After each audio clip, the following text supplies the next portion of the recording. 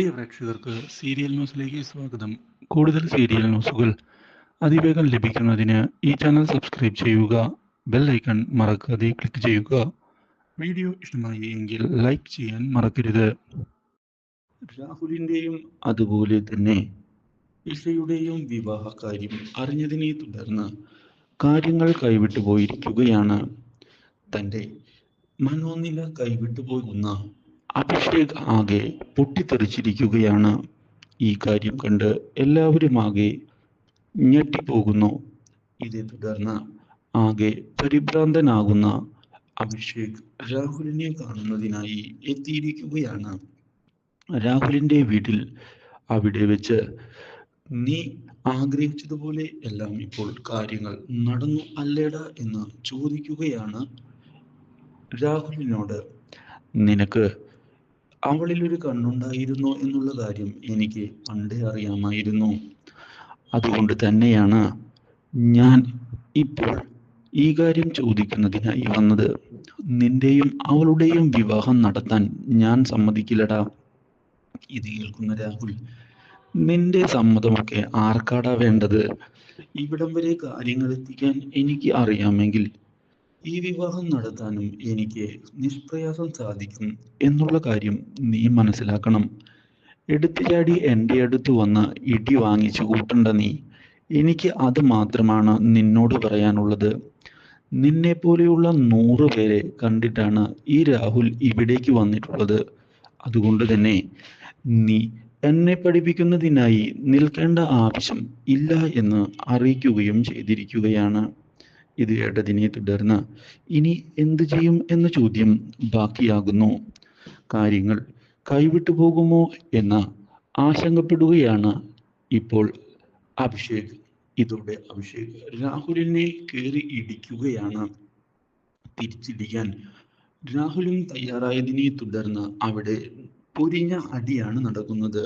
പക്ഷേ ഇതിനിടയിൽ ഇടപെട്ടുകൊണ്ട് രാഹുലിനെയും അതുപോലെ തന്നെ അഭിഷേകിനെയും ആളുകൾ പിടിച്ച് മാറ്റുകയും ചെയ്യുന്നു.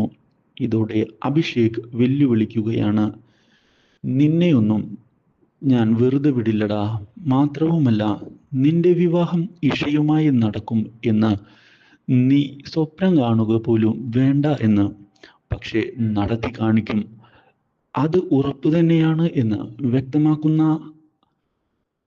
നമ്മുടെ രാഹുലും കാര്യങ്ങൾ വിട്ടുകൊടുക്കാൻ തയ്യാറല്ല എന്ന് അറിയിക്കുകയും ചെയ്യുന്നു.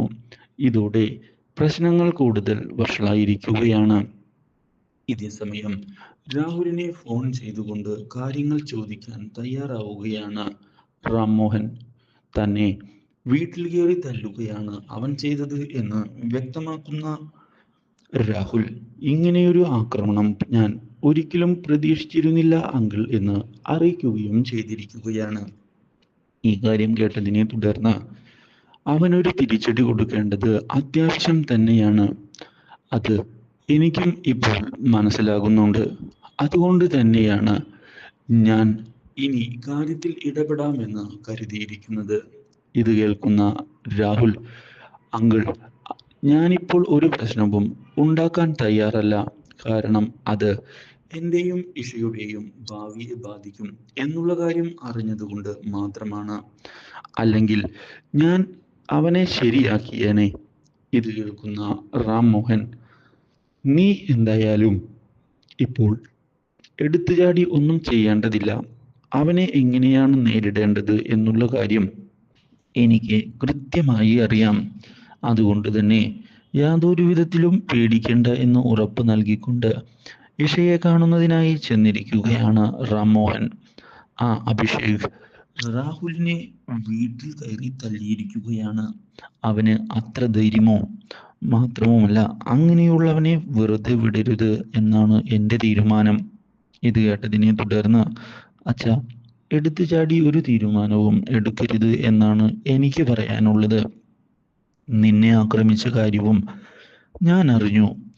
അങ്ങനെയുള്ള ഒരാളെ നമ്മുടെ കമ്പനിയിൽ ജോലി ചെയ്യിപ്പിക്കുന്നത് ശരിയല്ല. ഞാൻ അവനെ പിരിച്ചുവിടാൻ പോവുകയാണ്.